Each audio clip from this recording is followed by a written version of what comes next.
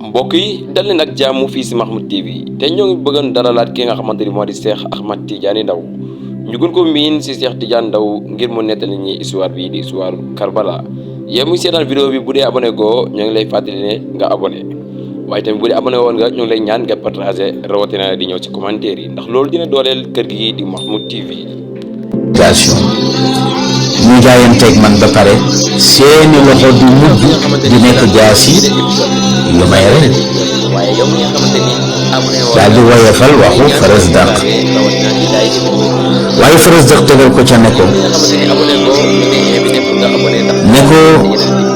inna al-Yazida wa ibna Ziyad sharawu nufuusa bil maal mu ne ko li xew sa gannaaw mooy Yazid ibn Muawiya ak gouverneur am ba nekk foofa di ibnu Ziyad jënd nañu kilifa yëpp ba kenn faaleetu la te xam na ne alal walakin lil maali sixa alal dafa am ak njibar bu ci nekk ndax mën na soppi réalité bu ne am na ñoo xam ne tey soo leen bëggee def jaam pire rek jox leen alal léegi ñu soppeeku dootuñu doonati ka ñu doonoon waaw mu ne ko ishtara Yazid wa amiluhu ala al-Kufa an-nas bil mal Seydina Xuseyn taxul mu gëm waxu Farazdak tabarakallahu ndax rek wëlisu lettre bi mu yor ci loxoom ak kilifa yi ñëw ci kanamam wax ndeysaan yàlla dogal mu continuer di dem dina yoonam tabarakallahu mu continuer yoonam waaye ca diggu yoon wa ci la ko xabaar dikkale bu koy wan ne waa Irak war nañu ko ndax rey nañu muslim ci la ko xabaar dikkale itam wan ko ne ko ka nga xamante ni bindoon nga lettre jox ko te mooy sa mbokk moomu nga xam ne yéen a nàmpandoo mu di Abdallah moom itam lettre am tabarakallahu jotul yegg ci muslim ndax rey nanu ko moom itam Qays ibnu Musahir mi nga mujjee yabal moom itam rey nanu ko tabarakallahu foofa nag la amee lu ko wér ci ni moom kat la mu foogoon ak li xew wuute na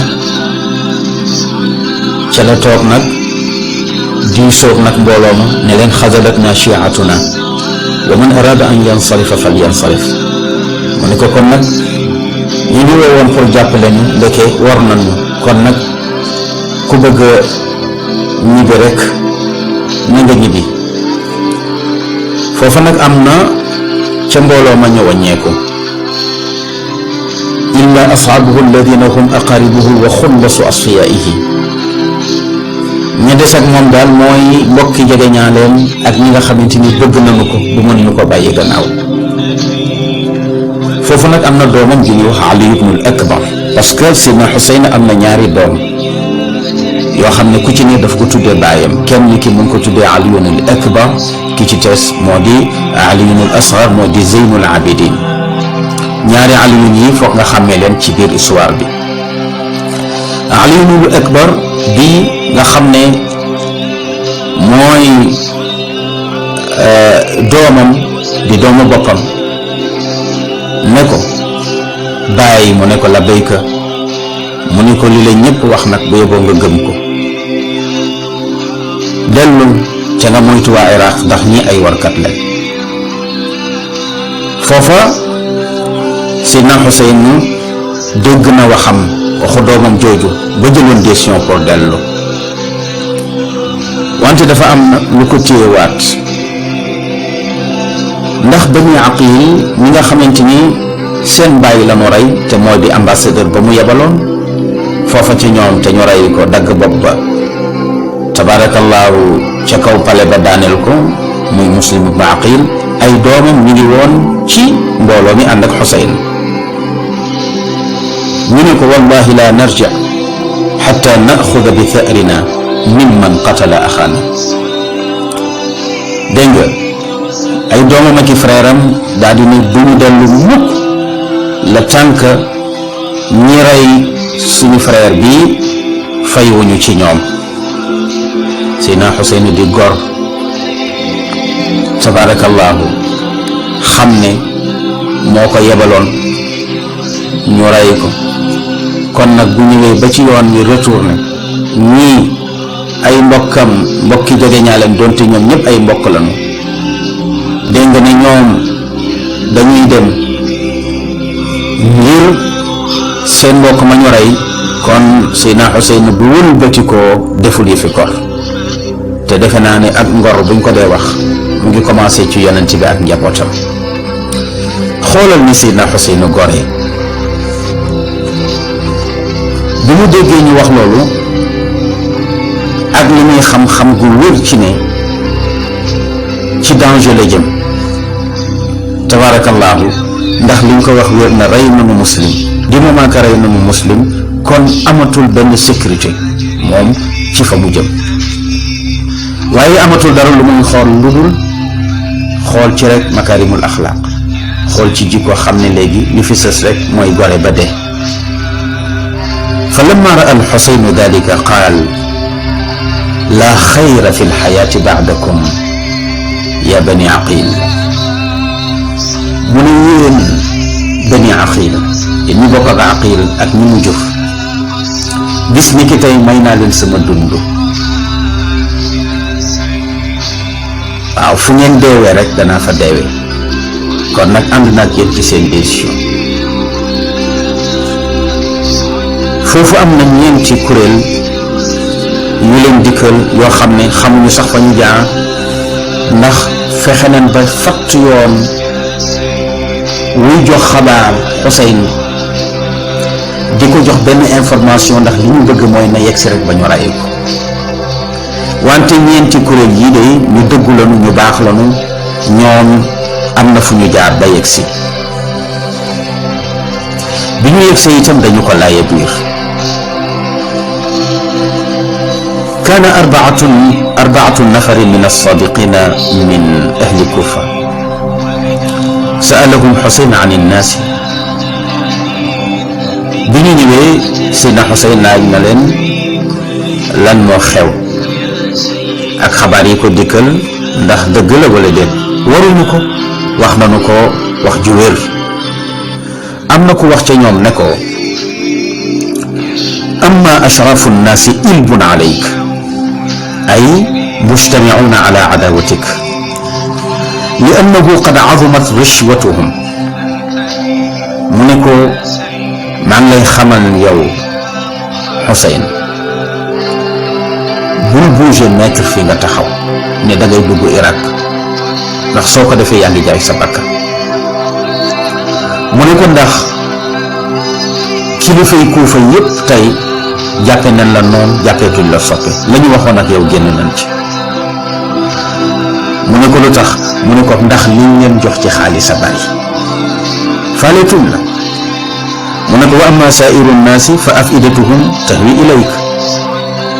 nit kese ya nag ñi nga xam ne ñoom tabarakallahu ñoom kenn joxu leen dara, ñoom ñëpp la bëgg, waaye ñi cay kilifa nag ñoom kenn àndatu ci ak yow. am ku ne ko zahirul kuufati mamluatun bil xayli wal juyush. mu ne ko gis nga fu mu ne nii Kuufa ak la ko wër yépp ay soldaara nga fa te yow la ñuy xaar pour góom la, kon la tataqaddam min fadlik, fii bu fi jóge wàññeekul. tabarakallahu. wante xamul lu muy def Bani Aqil, ñi nga xamante ni ñoom nee nañ dañuy fayu jël seen tabarakallahu frère. xëy na foofu sax li xew bu xewul woon mën nañu am cofeel ci Seydina Xuseyn mu retourné, wante ci saasi rek ñu mel ni dañu séen ay tàndarma. am ku wax ne dafa mel ni dañu séenu dëkk, ndax la ñu séen ay tàndarma la. am keneen ko ne ko déedéet du ay tàndarma lële ay soldaar la ñuy ñëw. kon foofu ñeenti kuréel yooyu ñëwoon jox ko information, suñu pare woon ci seen waxtaan rek mën nañoo delluwaat Makka. wante ci saasi rek ndeke am na soldaar suy ñëw mënatuñoo dem. soldaar soosu ban soldaar la ak yan soldaar la? ban soldaar la mooy Omar ibnu Saad ibnu Abi Waqaas ñi nga xam ne baayam ku jege woon yonent bi la, liggéeyal yàlla liggéeyal lislaam ba yonent bi ne ko ëllëg da nga dugg aljanna. doomam moo nekk général boo xam ne Ibnu Ziyad moo ko yebal ne ko demal ci Xuseyn nga jàppal ma ko indil ma ko, soit que muy dund nag wala mu dee. Omar ibnu Saad mu ngi jëmoon ci dëkk bu ñuy wax Daylam, ci dëkk bu ñuy wax Ar-Riy, foofu la jëmoon. mu ngi àndoon nag 4000 soldats yoo xam ne ay xeexkat lañu, ñu ngi armé wu. ab dëkk leen doon xeexal wala am réew leen doon xeexal. mais Ibnu Ziyad daf ko wax ne ko bàyyil dëkk ba nga jëm te moo di Ar-Riy ca Daylam, bàyyil Daylam ca Riy nga dem karal ma Xuseyn.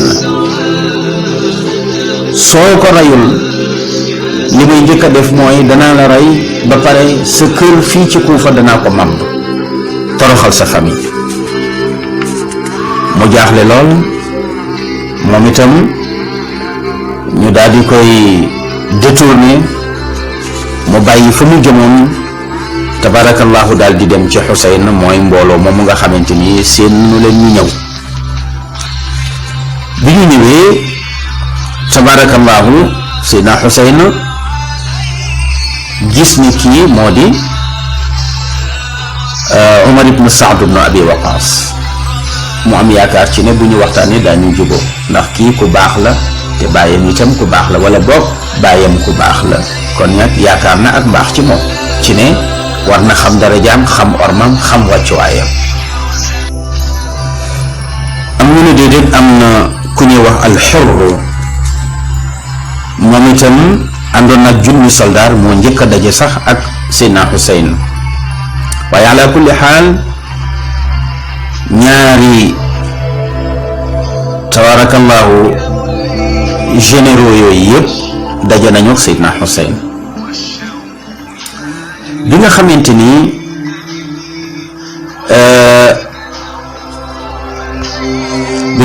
yegg si nañu ñoom soldaar si, Seydina Xuseyn xamal na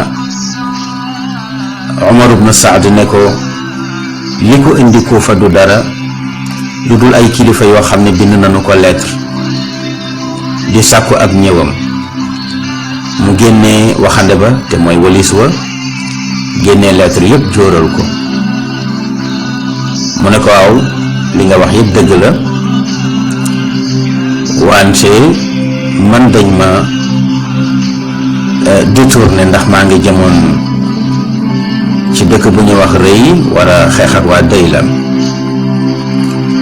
léegi nag Ibnu Ziyad nee na naa ñëw ci yow, léegi seet leen ngeen négocier. Seydina Xuseyn daal di teg ñetti charte. mu ne benn nan mën nañ ko bàyyi mu delluwaat Makka, jàmm na ñooy, wala boog ñu xàllal ko yoon mu dem ci Yazid ca Cham, te mooy président de la république bi nga xamante ni moo yilif jullit ñi, mu nga ca Cham. kii nag moom gouverneur am la, mais dafa bon, buur ayul dag yaa ay. mu ne mën naa dem ci Yazid ndax sama cousin la, ndax ñun ñaan ñëpp waa Quraysh la mu, xëy na suma waxtaanee ak moom daañu juboo. wala bu fekkee loolu mënul nekk, nanu ma bàyyi boog ma seet fu jullit ñi nekk di fa jihaad, ma dem fa di leen jàppale ci jihaad yi pour am fa yoolu yàlla. Omar ibn Saad daal di cay kontaan lool, gis ne proposition yi mu wax yëpp noble na te itam noppale na. mu bind lettre Ibnu Ziyad wax ko ne ko sa waa ji nag bëriwul ñaw ka jàmm rek lay wut jàmm rek lay dox. mu diisoo ak dak yi ko wër moom Ibnu Ziyad ci palais ci proposition yi nga xamante ni Xuseyn joxe na ko, wante am waaju bon ju fa toog dégg nga di Shimru ibn Zil Jawshan. dañu wax ne julasa ussu inda amiri suu,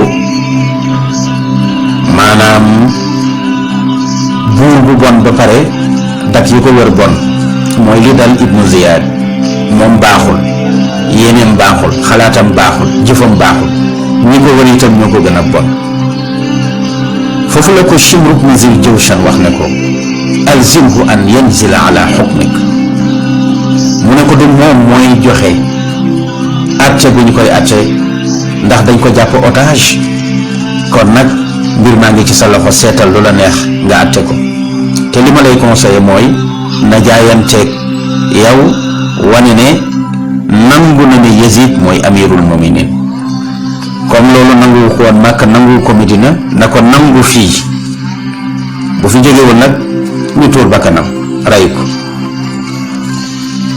tabaarakallaahu Ibnu Ziyad ne ko wax nga dëgg, loolu lay def, ndax loolu mooy lii yëkkati sama tur ci ne man maa fexe ba Xuseyn jaayante ak Yazid. loolu dana tax sama daraja ci Yazid gën a kawe. léegi mu digal moom Ibnu Ziyad Amr ibnu Saad, Omar ibnu Saad ne ko na xeex ak Xuseyn bu fekkee nanguwut a jaayante. Seydina Xuseyn ne ko naka laa mën a jaayante koo xam ne moo rey sama frère, ndax bu amoon wor ma ci ahlu bayti rasul kon du rey Muslim ibnu Aqil, ndax xam ne ñu suñu mbokk la, suñu deret la. kon ku toroxal sama mbokk mënuma jaayante ak moom. tabaarakallaahu léegi Omar ibnu Saad lànk bañ a xeex ak Xuseyn. léegi Ibnu Ziyad yebal Shimru ibnu Zil Jawshan, saay-saay boobu nga xam ne kenn xamul turam bi fan la jóge, yahud la wala nasaraan la, lu mu doon kenn xamu ko. muy dag bu bon bu nekkoon ci wetu Ibnu Ziyad di ko digal xalaat yu bon, te moo dina rey na boom Seydina Xuseyn sëtu yonent bi, doomu Seydatuna Fatima.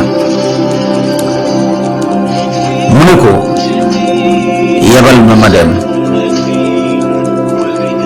nga fon yi Omar ibnu Saad, su ko defee man ma xare Xuseyn. mbokk yi nanu xam ne Xuseyn la mu àndaloon ci ay nit matuñu téeméer, 72 personnes lañu, juróom-ñaar fukk ak ñaar. léegi mu ngi ci kanamam 4000 soldats, ñeenti junniy soldats, jàkkaarloo lim boo xam ne matuñu téeméer, 72 personnes lañu. mu ne ko yebal ma xeex ak ñoom, ñu koy xeexuloo na yebal ma dem rey leen rek, ndax foofu xeex mënu fa am. tabaarakallaahu mu ne ko waxuma nga dem xeex ak ñoom, mais na nga jàpp Omar ibnu Saad, na nga ko rey, te itam këram fii na ko màbb. bi mu agsee nag jël lettre bi jox ko Omar ibnu Saad ne ko lii la Ibnu Ziyad wax, benn na nga jiite xare bi, wala nga démissionné ñu jàpp la yóbbu la, rey la, màbb sa kër. tabaarakallaahu léegi Omar ibnu Saad ñëw ci Seydina Xuseyn ne ko mbir mi nag daanaka xar mi yokk nañ ko kawar, ndax musiba bi yëpp ci sama kaw la nar a dal. léegi tey ngaa nangu jaayante bi rek. mu ne ko mukk duma jaayante. wallaahi xamul ne ki muy waxal maamam mooy batalul anbiyaa yi muy Seydina Muhammad. xanaa xamul ne ki muy waxal baayam mooy Ali ibnu Abi Talib dafa judd ci njàmbaar doon nu njàmbaar doon nu fit ak jom ñu ko mukk duma jaayante ak moom mu ne ko kon li fi sës mooy xeex te gënaluma mu ne ko bu ko yàlla dogale mënuma ci dara tabarakallahu mu yebalaat moom ibnu Ziyad ku ñuy wax Juwayriyatu ibnu Badr ne ko dolleekul ci renfort bi ak ñële seen néew seen lim li muy néew néew yépp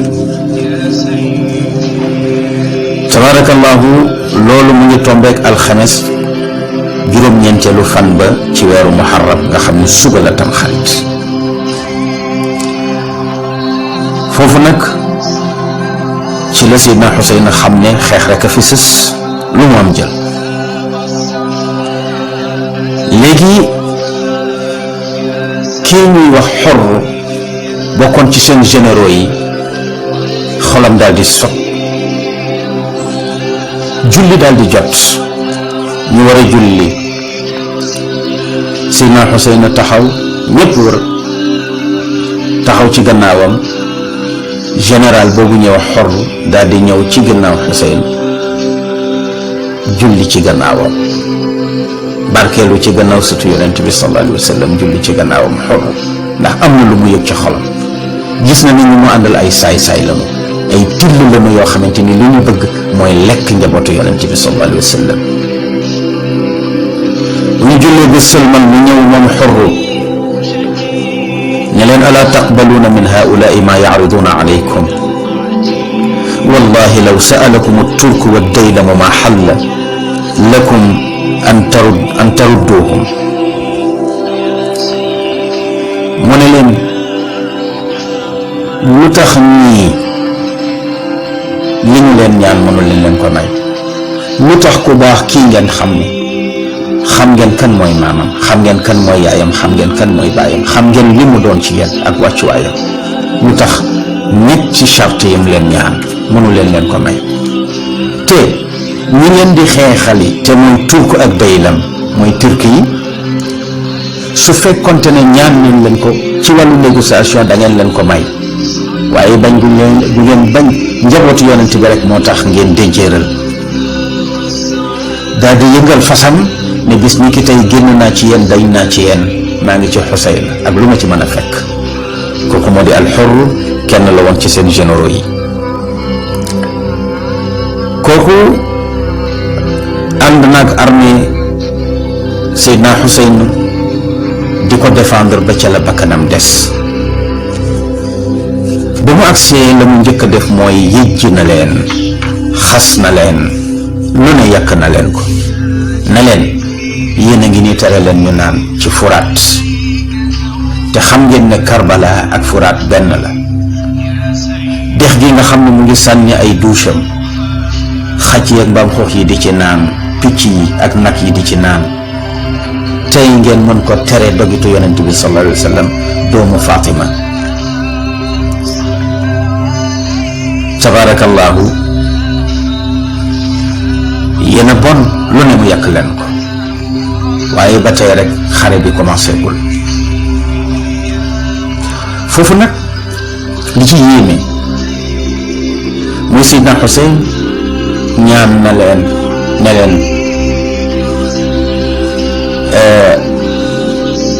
comme tey la juróom-ñeenteelu fan ci tam xarit suba la tam xarit may leen mu ci guddi gi ma waxtaan ak sama njaboot mbokk yi lii mu ngi xew ci weeru muharram ci atum 61 ci gàddaay gi muy juróom benn fukki at ak benn bi yonent bi gàddaayee boobu Seydina Xuseyn ñi mu àndal boo leen dee compter ci ñu mën a xeex wala ci nit boobu ci 72 personnes rek la fihimul atfaalu wan nisaa fihim Zeynabu bint Aliyin batalatu Karbala Seydina Xuseyn 72 personnes la àndal ay xale ngi ci ay jigéen a ngi ci ku ñu ràññee ngi ci mu doon jigéenam ju ñuy wax Zeynab Seydina Ali moo ko jur ak sayyidatuna Fatima moom lañ tudde woon batalatu Karbala, jàmbaaru Karbala. jigéen la ni ñuy kañee jigéen ña ca talaatay leer noonu la ñuy kañee Zeynabu binti aliyin binti Fatima ne mooy batalatu Karbala, mooy jàmbaaru Karbala. Seydina Xuseyn fanaan na guddi fukkeel ga ca tam xarit di préparer soldaaram yi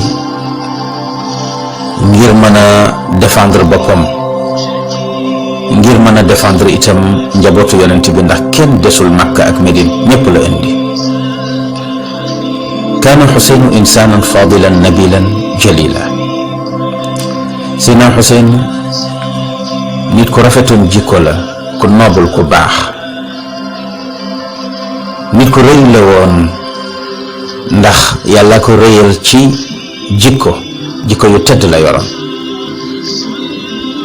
ijtamaca bi qawmihi waltaqa bi ali beytihi wa jamaca aljeysh alladi macahu qabla almacraka bi layla wa qaala lahum ya ahla beyti annabi inna alqawma la yuriduna axadan minkum innama yuridunani ana faman arada minkum an yatawajjaha ila almadinati saliman falyatawajjah fa wallahi alladi la ilaha illa huwa laqad adantu lakum birrujuuci jamiican wa dacuni waxdi. muy wax ju tedd, wax ju noble. bi ñu nee suba la tam xarit ca guddi ga ca la dajale tabaarakallahu mbooloo moomu àndoon ak moom ne leen war ngeen a xam-xam gu wér ci ne saay-saay si taxaw nekki till di melestiku kenn taxu leen a jóg ko dul man.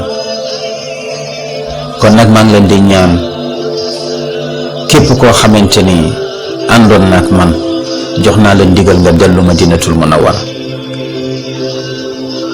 ndax ñii man rek la ñu soxla. sama bakkan tëdd fii moo gën bakkan yëpp tëdd fii. giñ naa ci yàlla mi nga xam ne amul kenn ko dul moom dong ngay buur. jox naa leen ndigal ci ngeen dellu yéen ñëpp, bàyyi leen ma fi man dong. ndax waa Irak war nanu ma, waa Irak seetaan nanu ma. mu ne leen waa Irak war nanu ma, seetaan nanu ma. guddee ngi nii goo xam ne kenn du ko fàtte ci histoire. Seydina Xuseyn wax na ña àndoon ak moom ne leen irji'u saalimina fi junxi lleyl fa inna alqawma la yuriduna illa ana. bi mu waxee kàddu googu nag ba pare ca la dégg nag ay jooy, ca la dégg itam ay coow yu sew. ndeke booba nit ña ñooy wax te mooy ña mu àndaloon. luñ ko wax?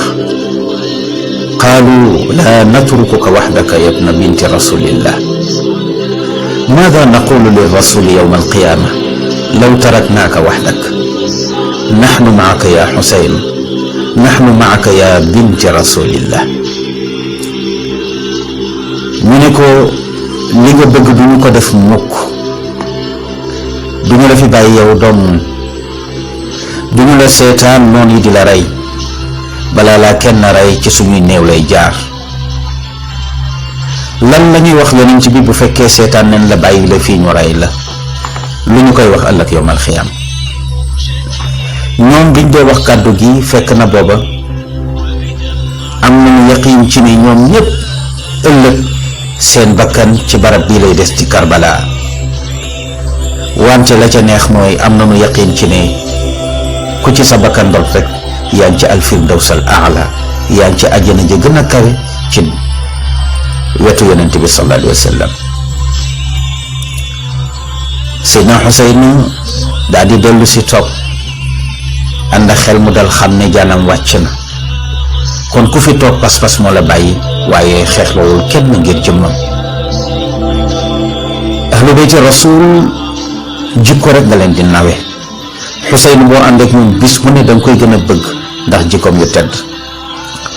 أشرق الصباح ووقف جيش بن زياد أمير الكوفة على مقربة من جيش الحسين. guddi googu Seydina Xuseynu daf ko fanaane julli di ñaan tabaarakallaahu. wante bi bëccëg jotee mu tombeek tam xarit ci la xew-xew bi am mu di lu tiis ci jullit ñi. ànd ak loolu lépp Seydina Xuseyn bi mu xëyee gis na mbooloo malaaka ma ñu ko wër, waaye ñëwuñu pour xeex si. waaw, ñeenti junniy soldaar ñu ngi taxaw ci kanamam te moom ñi mu àndal matuñu téeméer. tabaarakallaahu. foofu mu taxaw moom Seydina Xuseyn nelaw daal di koy këf mu nelaw. bi mu nelawee fekk boobu jigéenam ji ñuy wax Zeynab mu ngi ci wetam. lu jiitu xare bi Seydina Xuseyn nelaw këf na ko. fa naama wa kaanat bi jaanibihi Zeynabu uxtuhu. فلما استيقظ من نومه قال لها يا زينب لقد رأيت رسول الله صلى الله عليه وسلم الآن في المنام وقال لي يا حسين إنك عما قريب ستكون عندنا في الجنة. بمو نلاو يبيعو نلاو يغات ملني نلاو يدلون وبدر تبارك الله. بمو يوو فكنا بوبا جيجينام جمون ci wetam di Zeynab jàmbaari Karbala. bi mu yeewoo lii la wax Zeynab jigéenam ji ne ko Zeynab mu ne ko labbayk, mu ne ko bégal, mu ne ko ci lan, mu ne ko gis naa sama maam ci nelaw yi ma nelaw léegi. mu ne ma Xuseyn, ma ne ko labbayk, mu ne ma yàggatul danga doon suñu gan fii ci aljanna. foofu nag Zeynab jooy na. lu tax mu jooy?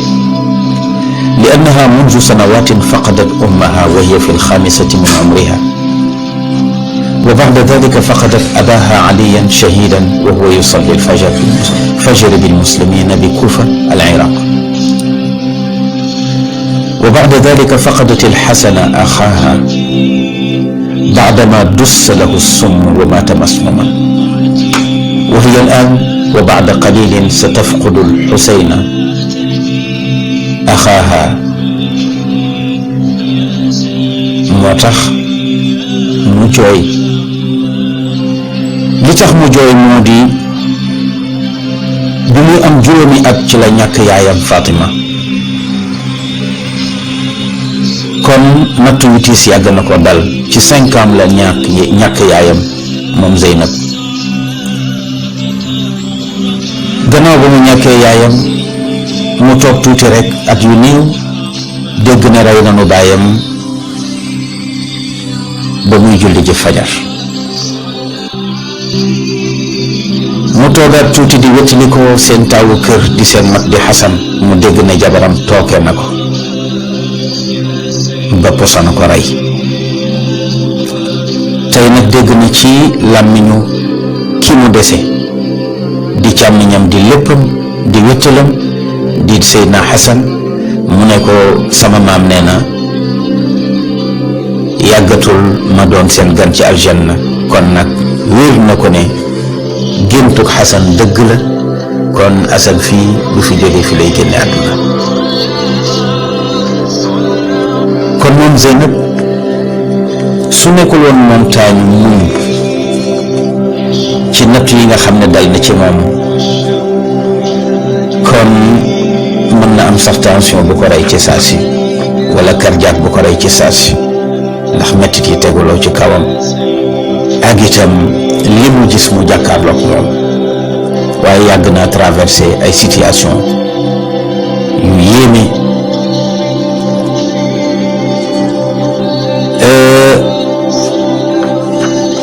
Zeynab xam na ne anna al-Xuseyn sa yasbiquha ila daari al-axira mu daal di muñ Seydina Xuseyn ne ko Zeynab mu ne ko labbayk mu ne ko wala al axiratu xayrun laka min al ula, alaxira moo gën a àdduna. kon nag muñal te nga sax ci njub. tabaarakallah. foofa nag la xare bi commencé metti lool. tabaarakallahu lu matul téeméeri nit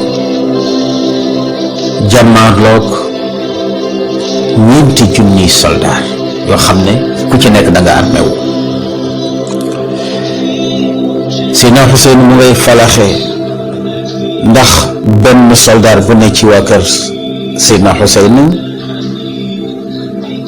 mu ngi tolloog doole 90 personnes ci soldaaru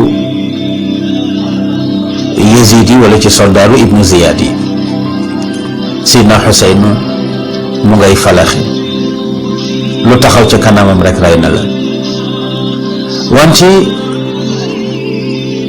soldaar yi di ko xàmmee di ko teggi nanguñ ko laal ndax orma, ku ko jóg rek wàññeeku. mu ngay xare waaye léeg-léeg mu jaaxle. mbokk yi ginnaaw bi nga xamante ni seetaan neen bi la épisode di leen fàttali ne bu dee abonné goo nga abonné, bu fekkente ni abonné woon nga partagé ndax loolu dina gën a dooleel seen bi di Mahmoud TV. bu leen fàtte itam di commentaire waaye di leen dig daje ba beneen épisode incha allah.